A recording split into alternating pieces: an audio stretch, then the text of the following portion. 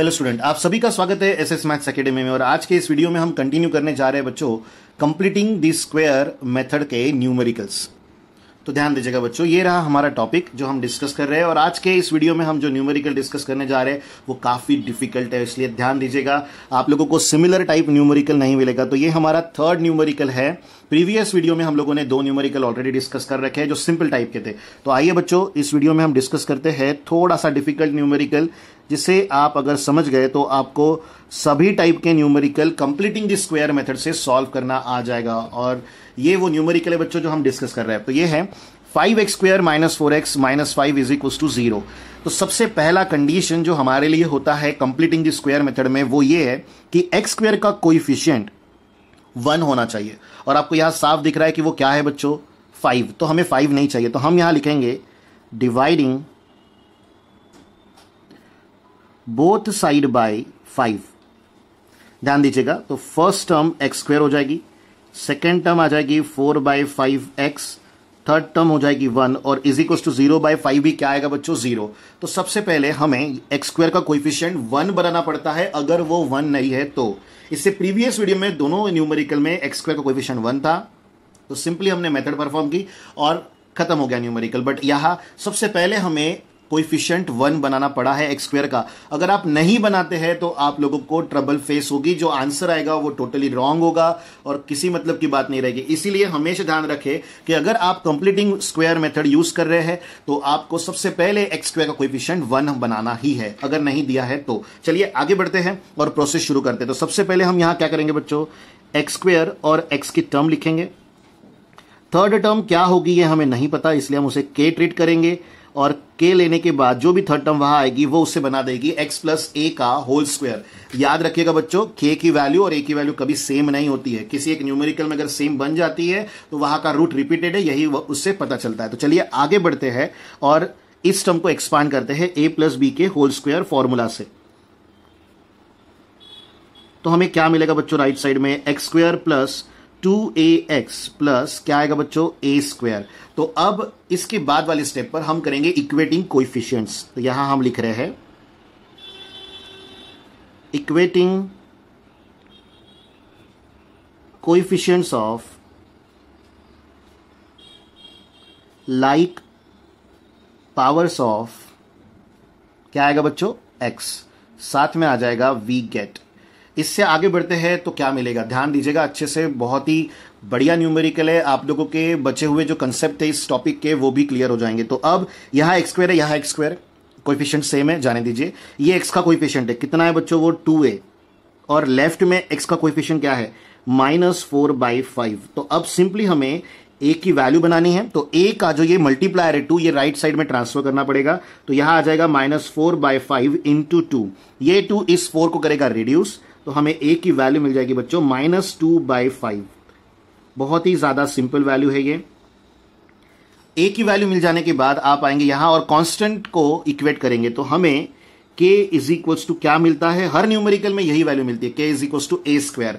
a की value हमेशा change होती है और बाद में ये रिलेशन सेम होता है और फिर a के डिपेंडेंट वैल्यू है k की, वो भी चेंज हो जाती है।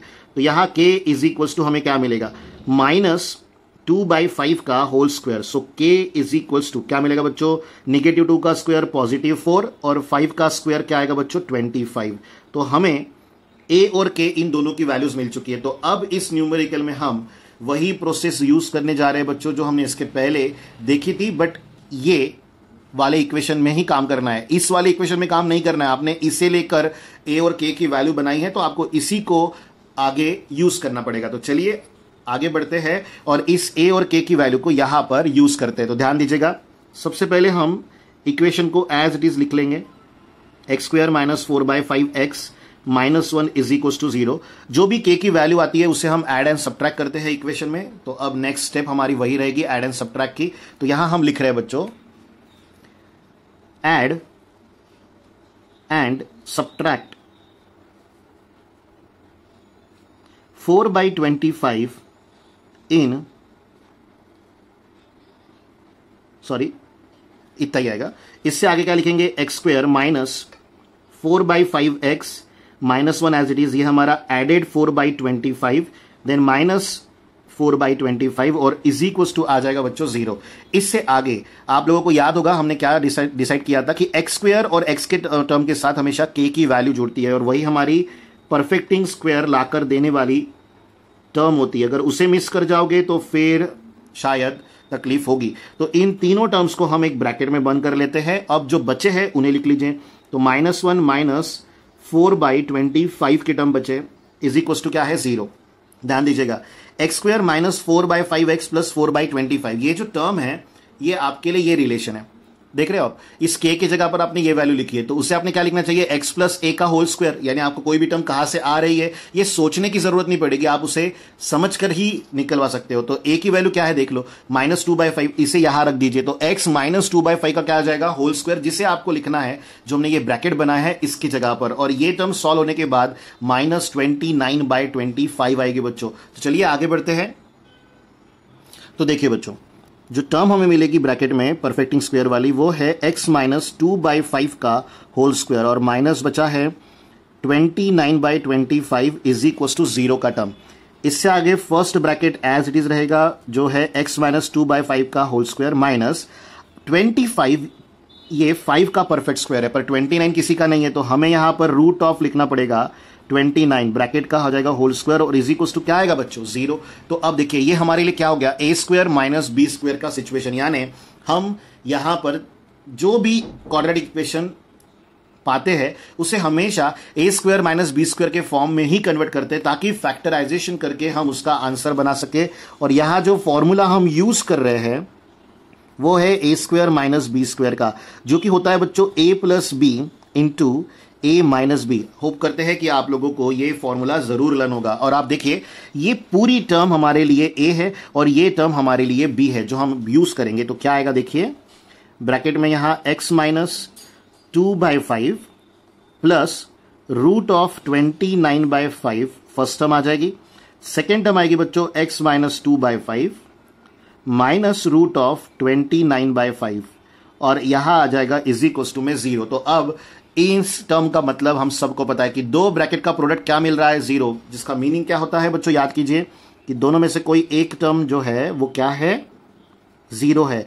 पर क्या हम जानते हैं कि उनमें से कौन सी टर्म 0 है? नहीं, इसीलिए हम बीच में लेते हैं और यहां आ जाएगा x -2/5 minus root of 29/5 is equal to आ जाएगा बच्चों 0। इससे आगे बढ़कर आपको ये दोनों कांस्टेंट राइट साइड में ट्रांसफर करने हैं। तो x is equal to negative value right side जाएगी तो क्या बनती है बच्चों पॉजिटिव। सिमिलर वे में पॉजिटिव वैल्यू अगर राइट साइड जाएगी तो क्या बनेगी बच्चों नेगेटिव। और आप यहां देख रहे हो दोनों का डिनोमिनेटर कैसा है सेम, तो हम उसे कॉमन डिनोमिनेटर फॉर्म में लिख सकते हैं।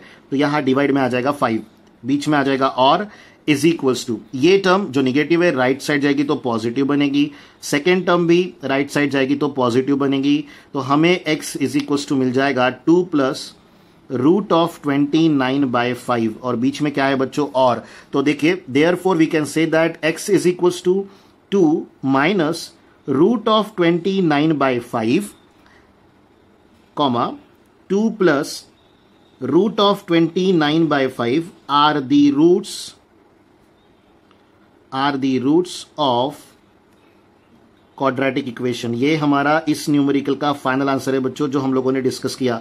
और देखिए न्यूमेरिकल की लेंथ काफी बढ़ गई है इससे पहले क्योंकि फ्रैक्शन टर्म आई थी, इसीलिए आप लोगों को इस न्यूमेरिकल में लेंथ दिखाई दे रही है। चलिए आगे बढ़ते हैं और लेते हैं सिमिलर टाइप नेक्स्ट न्यूमेरिकल, जिससे आप लोगों का कॉन्फिडेंस लेवल और बिल्ड हो जाएगा और आपको इस टाइप के किसी और न्यूमेरिकल को सॉल्व करने में परेशानी नहीं होगी। तो ये हम डिस्कस कर रहे हैं बच्चों इस टॉपिक का fourth numerical 9y² minus 12y plus 2 और इज इक्वल्स टू क्या आ जाएगा बच्चों 0। तो देखिए बच्चों फिर से हमें एक ऐसा इक्वेशन दे दिया गया है जहां पर y² y का पावर 2 है, ऑब्वियसली ये क्वाड्रेटिक इक्वेशन है पर उसका कोएफिशिएंट 1 नहीं है।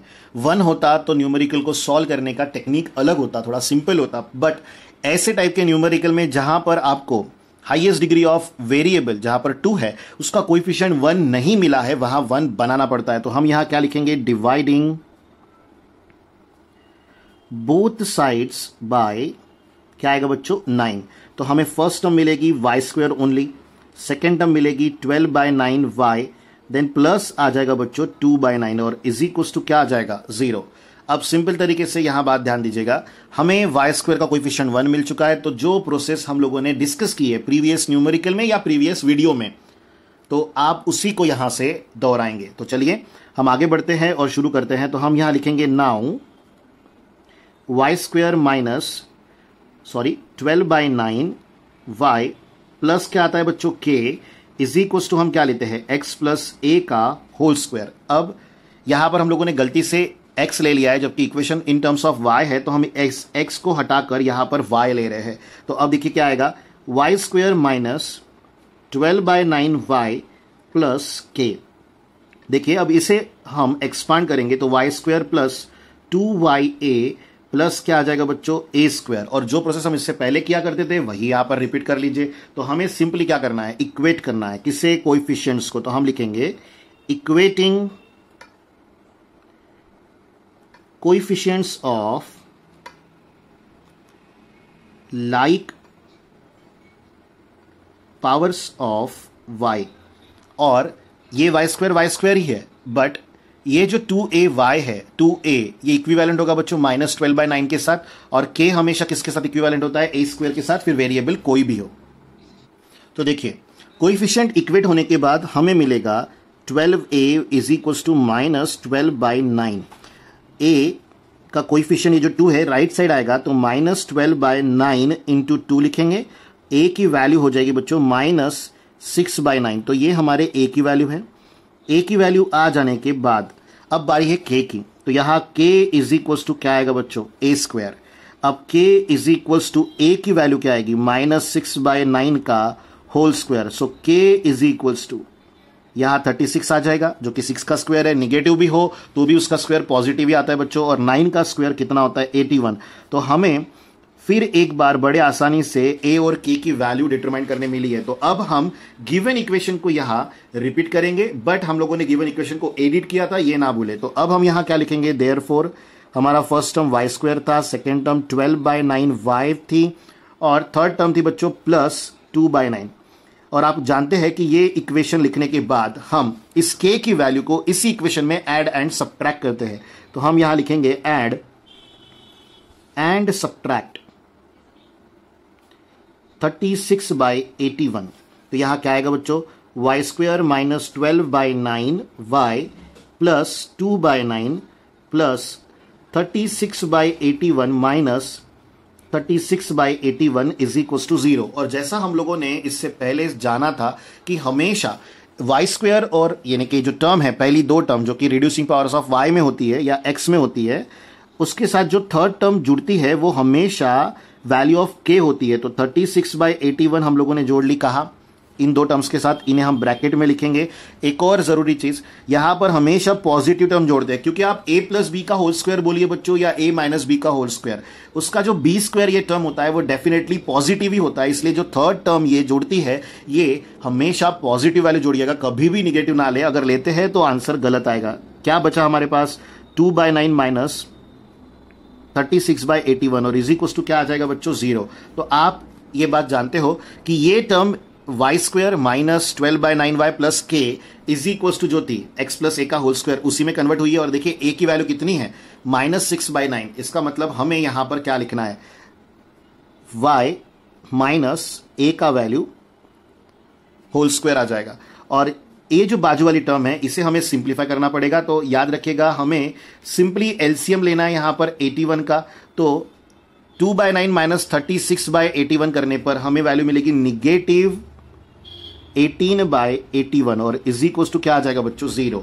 ध्यान रखिएगा 18/81 जो वैल्यू आई है उसमें से 81 तो परफेक्ट स्क्वायर है, क्योंकि ये a स्क्वायर है तो ये b स्क्वायर के फॉर्म में आना चाहिए, पर 18 किसी का भी परफेक्ट स्क्वायर नहीं है बच्चों। तो हमें उसे रूट में लिखना पड़ेगा। तो यहां आ जाएगा -6/9 का होल स्क्वायर माइनस